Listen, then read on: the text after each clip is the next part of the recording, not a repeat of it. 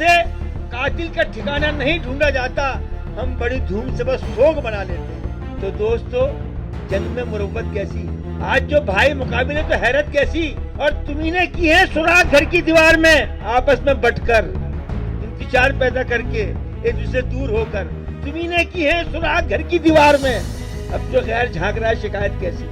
ये गैर को सर पे बिठाने वाला कौन है? कौन पड़ा था इन जातों में? कौन पड़ा था धर्म के मामले में? कौन हुआ धर्म की राजनीति का शिकार? राजनीति धर्म की बन गई और हम सब बैठे हुए तमाशा देख रहे हैं। मुसलमान की बात करते हैं, मुसलमान ने कब किसी को अपना नेता माना सिवाय गैर मुस्लिम के?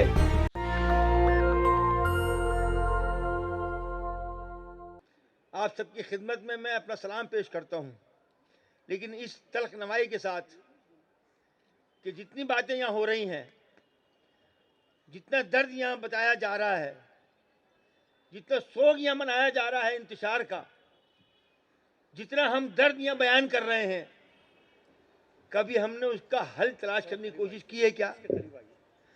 कभी हमने उसके लिए कोई हल तलाश करने की कोशिश की है क्या? हमसे कातिल का ठिकाना नहीं ढूंढा जाता, हमसे कातिल का ठिकाना नहीं ढूंढा जाता, हम बड़ी धूम से बस शोक मना लेते हैं। आज हम धूम से शोक मना रहे हैं। साथियों, अपनी बात शुरू करने से पहले एक शेर और आपको बताना चाहता हूं, शेर आपकी नजर करना चाहता हूं, उम्मीद है कि आप इस पर गौर फरमाएंगे।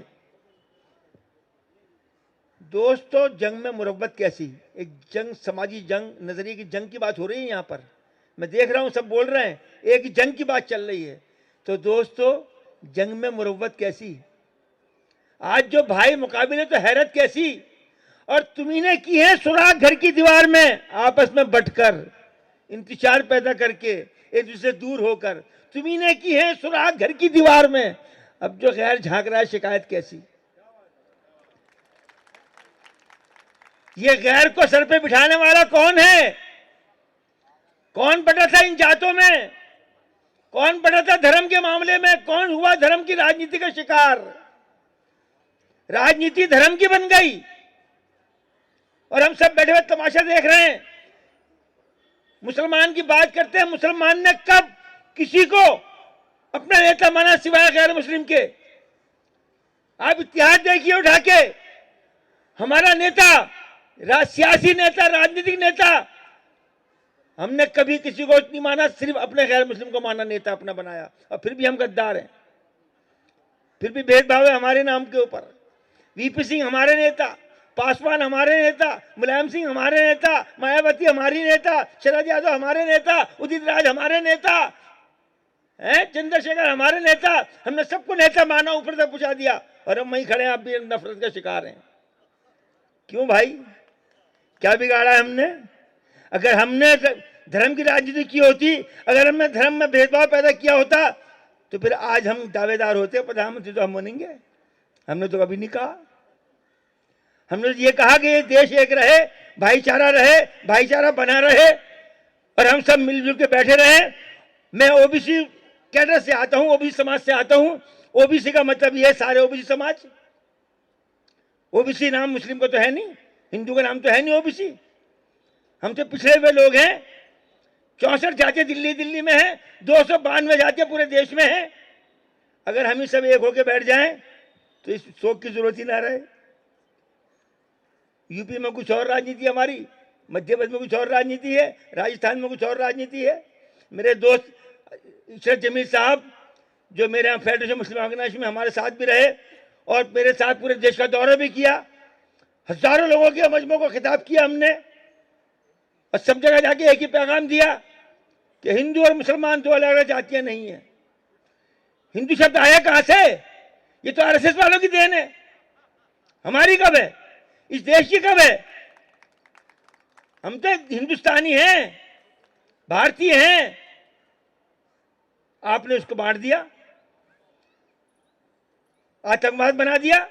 ये नफरत किस लिए? अपनी राजनीति के लिए, और इसका शिकार सब हो गए। माफ करना, रखियो खुदा मुझे तल्ख नवाई से माफ। आज कुछ दर्द मेरे दिल में सिवा होता है। हमने जिन जिनको नेता बनाया, हमारे साथ कोई नहीं आया। अपने समय पर सबने अपनी राजनीति शुरू कर दी। इसलिए भेदभाव पैदा हुआ, इसलिए ये सब चीजें पैदा हुई। हम यहां बता देना चाहता हूं, हिंदुस्तान में, इस भारत के अंदर जब भी कोई बात होती है, कोई मुस्लिम खड़ा होता है और भारत की राजनीति की मुखालफत करता है, भारत के प्रधानमंत्री की मुखालफत करता है, भारत की पार्टियों की सत्ताधारी पार्टी मुखालफत करता है, उसको बागी करार दे दिया जाता है, उससे मुकदमे लगा दिए जाते हैं। तो मैं आज यहां इस मंच से खुला विरोध करता हूं भारत की सरकार की, भारतीय जनता पार्टी की राजनीति से, इस सत्ताधारी दलों की सोच से मैं विरोध करता हूं, मुखालफत करता हूं, मैं विरोधी हूं। आओ गिरफ्तार करो। यहां से कह रहा हूं मैं, ये देश वालों से चलेगा, आरएसएस की सोच से नहीं चलेगा, गुरु गोरवाल की सोच से नहीं चलेगा, सावरकर की सोच से नहीं चलेगा। ये देश चलेगा तो बाबा साहब भीमराव अम्बेडकर के कानून के साथ चलेगा, वरना नहीं चल सकता। मैं मानता हूं बाबा साहब भीमराव अम्बेडकर को, मैं उनके नारों को मानता हूं और ये खुले मन से कह रहा हूं, अगर इस देश में देश बचेगा, देश की राजनीति बचेगी, देश का संविधान बचेगा, देश की जनता बचेगी, तो सिर्फ जय भीम के नारे के साथ बचेगी, कोई रास्ता नहीं है दूसरा। ये हमें रक्षा, ये सम्मान हमें जय भीम के नारे ने दिया है, बाबा साहब भीमराव अम्बेडकर ने दिया है। अगर वो नहीं होते तो आज देश कब का खत्म हो चुका होता। हमसे खतरा है, जिन्होंने 900 बरस हुकूमत करी, देश खत्म क्यों नहीं हुआ? ये धर्म की राजनीति करने वाले खत्म क्यों नहीं हुए? 900 बरस हुकूमत करके आए हैं, क्यों नहीं हुआ? ये नहीं हो सकता था, इसलिए कि हम भाईचारा चाहते हैं, हम प्यार चाहते हैं। हमारा धर्म भाईचारे की दावत देता है। अरे जो धर्म अपने पड़ोसी को, या किसी भी धर्म का हो, उसको छोटा भाई मानकर उसकी सेवा करने का पैगाम देता हो, वो किसी को मारने की बात करेगा? हम कहां करेंगे इस बात को? इसलिए मैं आज आपके इस मन से एक दावत देता हूं, मुस्लिम अभी समाज का होने के नाते, कि आप लोग सिर्फ एक बात कर लो, सिर्फ एक बात, एक सोच पैदा कर लो। इस देश से नफरत खत्म हो जाएगी, भेदभाव खत्म हो जाएगा, और ये मनुवादी सोच के लोगों की दादागिरी खत्म हो जाएगी। सिर्फ एक बात कर लीजिए, आप वोट बैंक बनना छोड़ दीजिए, वोट बैंक की राजनीति छोड़ दीजिए, समाजी बैंक की राजनीति शुरू कर दीजिए। एक समाज, बहुजन समाज, ओबीसी, दलित, माइनॉरिटी सब उसके अंदर मौजूद हो, और पूरे देश का समाज हो, यूपी का नहीं, दिल्ली का नहीं, राजस्थान का नहीं, मध्य प्रदेश का नहीं, भारत का बहुजन समाज बनकर आ जाइए, कोई आपके सामने नहीं आ पाएगा। और यही एक रास्ता है, दूसरा रास्ता नहीं है। आप शोक बनाते रहिए, चीखते रहिए, शिकायत करते रहिए इनके खिलाफ, कह दो इनसे, आप तो आइए बीच में, इस जज्बे को आप बीच में लेकर आइए, अपने दिल को यहां लाके जोड़िए, फिर देखिए आपके मुकाबले में कोई टिक नहीं पाएगा। जज्बे दिल को अगर काम में लाया जाए, हम जहां चाहे वहां जलवा दिखाया जाए।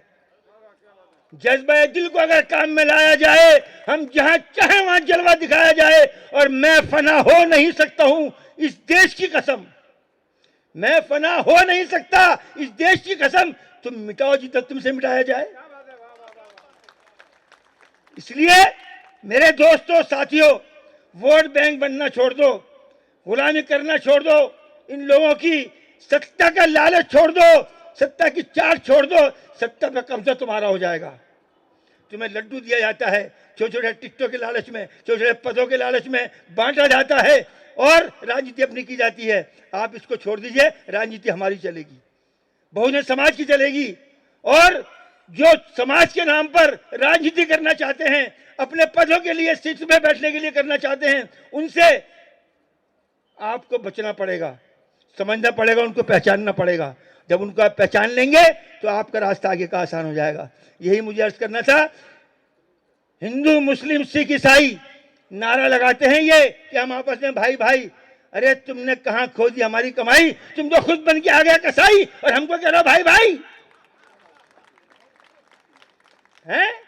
कसाई कह रहा है ये भाई भाई हैं, ताकि हमारी आसानी से कर सके कटाई हैं। कभी दलित की पिटाई, कभी मुस्लिम की पिटाई। अरे हम कैसे भाई भाई? हम आपस में हैं भाई भाई, तुम हमारे हो कसाई।